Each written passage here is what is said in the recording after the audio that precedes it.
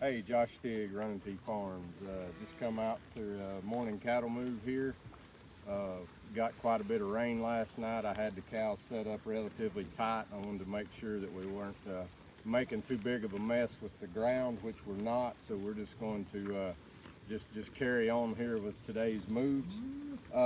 I've had something on my mind for a number of months, and I think we're going to go ahead and go forward with that. So I got my wife Brandy out here. My boys are over there playing in the creek this morning while we make this cow move.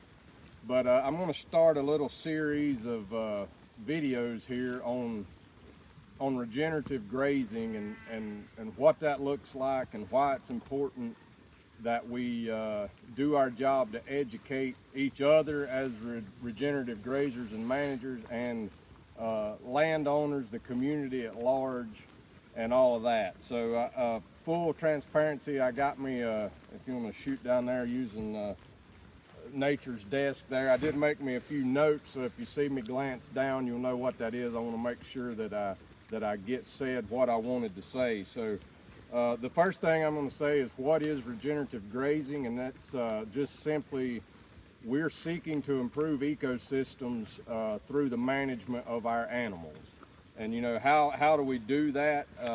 We do that by mimicking nature.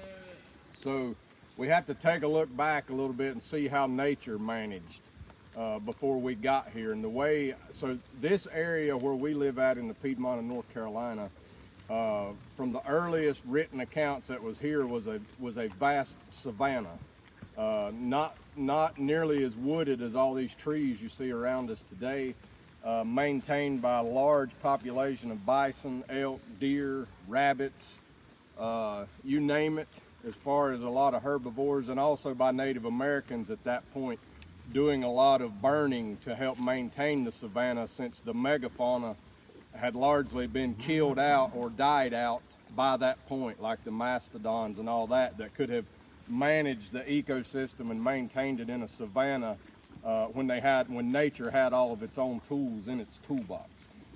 So that's the model that we need to model our management after. So that's what we're trying to do. And one way that we do that, you know, animals migrated up and down any area they were in to keep themselves fed. They grazed 365 days a year on the forage that was standing. And that's what we do here at Regenerative Farms. We've successfully grazed 365 days for, I think, 3 going on 4 years now. And we do that through stockpiling forage.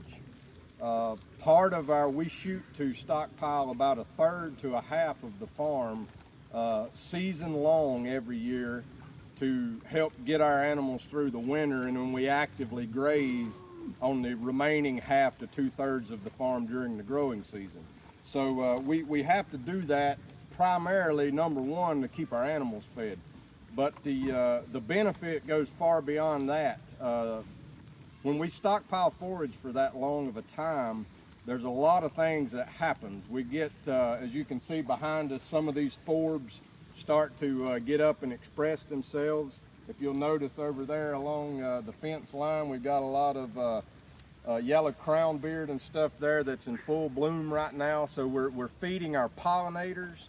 We're feeding our birds. Birds eat those seeds. We're a great place for insects to live. So we're trying, through doing that, we are enhancing the overall ecosystem. It was once thought that most of the soil was built through organic material that was left on top of the soil surface. We now know that only about 10 to 15% of that organic matter on top translates to better soil health. It's all about the root exudates, the roots of the plant feeding the soil. So that's a big story in land regeneration. Just to give you a few numbers, this was primarily why I got my notes here, because I didn't want to fumble these numbers, but I went back and done a little research, and in 1945, 2,4-D was introduced on the market, and that's for some of the people who don't know, that's a selective herbicide. So I could come out here and spray 2,4-D on this, and it would kill the forbs, kill these broadleaf plants, and leave the grasses. By 1950, it was extensively used, and it's still one of the most extensively used herbicides that's on the market today. So during that time, from the 1950 until current, we have seen anywhere from a 40 to a 70% decline in our insect population, and a decline of 30% in our bird population, with 50 to 90% of grassland birds, the birds that would have made their home out here, a 50 to 90% decline. So that's a problem. And we know that if our ecosystems are supporting less life now than they did, 200 years ago, that they're headed in the wrong direction, and we need to fix that. Now, I'm not saying that 2,4-D use exclusively caused all these problems, but what it did was it simplified the system. That and tillage and herbicide use for crop production, in conjunction with all of that stuff, we simplified the system, and in doing so, we took away the habitat, the food sources for these pollinators, these birds, and many animals that we probably don't even realize are declining.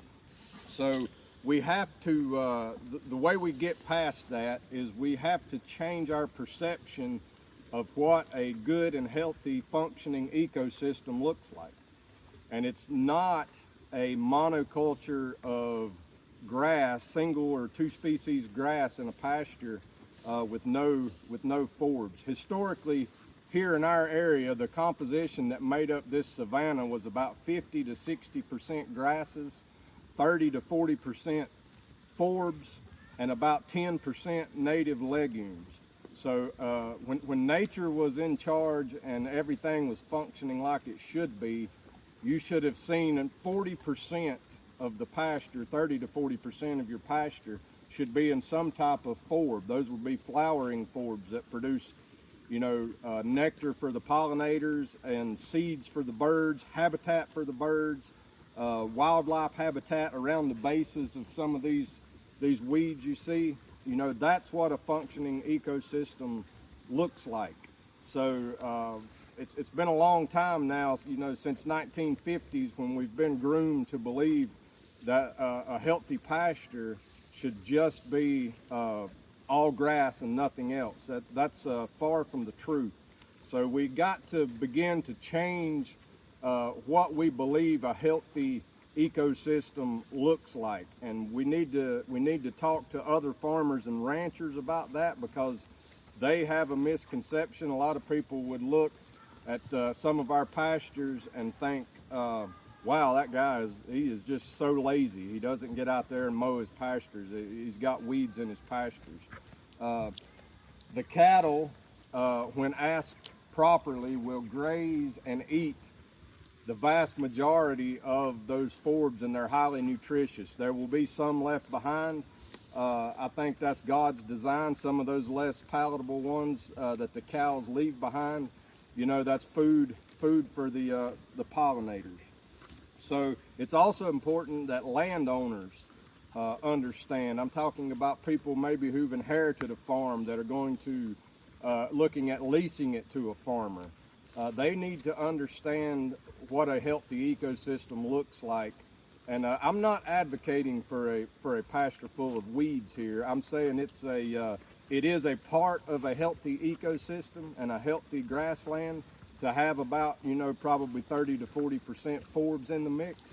And it's also going to be a progression. So when you immediately start into regenerative agriculture, things can get a little bit uglier sometimes before they get prettier, in regards to you might see your forb composition jump to 50 to 60%, maybe more than that, but it's part of the healing process.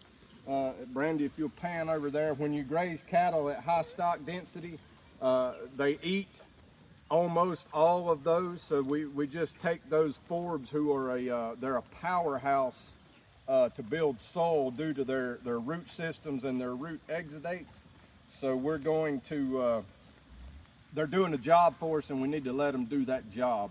And it's a continuum, and I'm going to try to commit to do one of these videos kind of on our journey, on our management, what we've seen, what we're seeing, the good, the bad, the ugly along with it, so that you can hopefully share this video series with somebody who's trying to maybe get into regenerative management. Landowners, possibly, if you're a regenerative manager and you're trying to go out and lease some land, you need to be 100% honest with your landowners, and you need to have a very in-depth conversation about what your management's going to look like. I plan to do a whole video series on regenerative grazing for us, because we are a grazing operation, and the pitfalls, problems, and successes that we've had, and I want people to be able to share this video to get more people out here doing this and to get more land under the control of regenerative managers. So I'm going to ask everyone to like and subscribe to the channel if you haven't already. Please share this video with any landowner, manager, anybody that you think might be interested in it. Check the video descriptions. We'll probably drop some links in there. We've got probably put a link in there to our website. We've got a page that talks a lot about this. I was going to put a link in there. I forgot to mention it when I was talking about how nature managed when it had a full toolbox. Hobbs Margaret wrote a book called Herd that talks specifically about this. It's a good read. I'll put that in there, and possibly a link to some podcasts where they talk about regenerative management. So I'm gonna cut it off here because I was trying to keep this video probably shorter than it already is. But I hope everybody will follow along, share this video with anybody who you think might find it interesting. And we're going to start a playlist for this series of videos, and I'm going to try to commit to do one every week. If it happens to turn into one every 2 weeks occasionally, take it easy on me. We got a lot going on, and I'm doing my very best to get this worked in, just because I feel it's important, and we're going to get it done. So as always, you can check us out online at runningtbeef.com. You can like us on Facebook at Running T Beef. Watch it on YouTube. Click that like and subscribe button, and share this with as many people as you can. Thanks.